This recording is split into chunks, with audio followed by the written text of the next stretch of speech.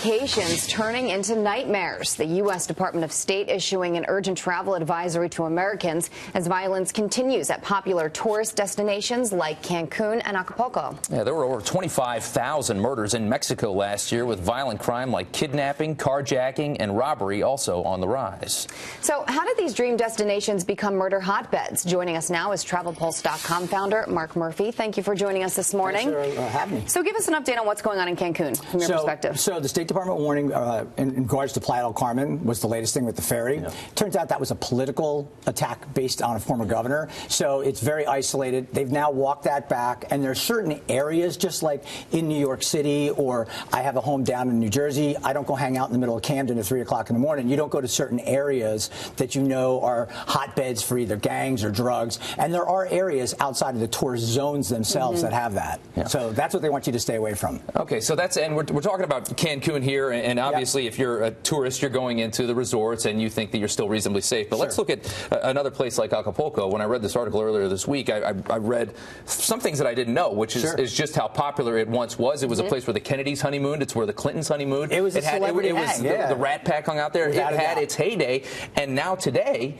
it's deteriorated to the point where even in the resorts you really can't go, and it's only really Mexicans that are going to Acapulco to vacation. You don't really hear people going there anymore. Right. Well, and you have to look at the factors. So airlift slowed down going into Acapulco. Cancun emerged as a destination because in those days Cancun didn't even exist. So Cancun was a new phenomenon. So they've pulled to Cancun. They've pulled to Los Cabos. So Acapulco got less airlift. When you have less direct flights from the U.S., you can have a much tougher way to get there versus New York. You can fly nonstop right into Cancun. So Cancun has boomed. There's almost 10 million people going into Cancun every year now. But I was going to ask, could that happen to Cancun? I don't think so, because number one, if you come into Cancun Airport, and I was just there a couple of months ago, and I take 20 family members there every year for Christmas, and I did it again, and I'm going to do it again this year, despite the travel warnings, because I have that experience on the ground. It is a safe destination. You get out of the plane, you go to a transfer, and you go to your resort. There are 1,000 hotels and resorts in the Cancun Riviera Maya region,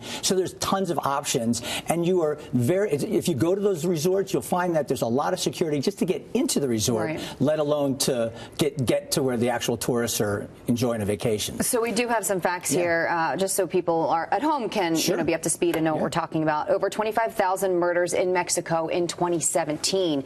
10 murder scenes investigated a day in Acapulco. Over 15 million tourists visited Mexico so far this year. So my question to you is, would you still advise people to go?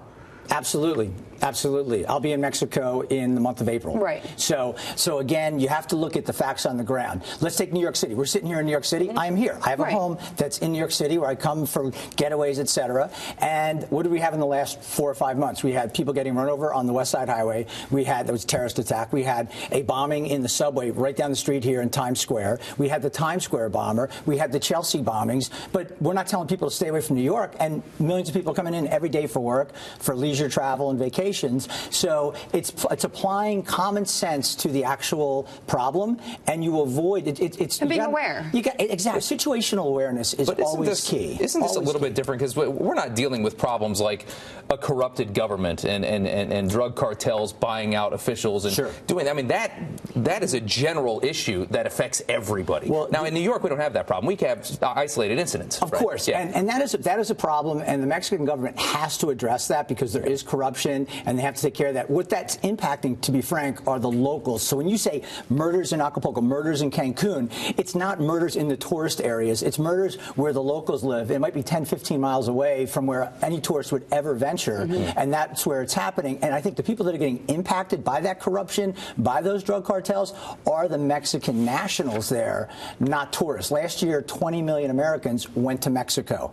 How many had an issue? Right. And why did they grow from the 15th most visited destination in the world to number 8, literally in the last decade? So the numbers go both ways, to be frank. Mark Murphy, founder of TravelPulse.com. Thank you for joining us. Thanks for having me.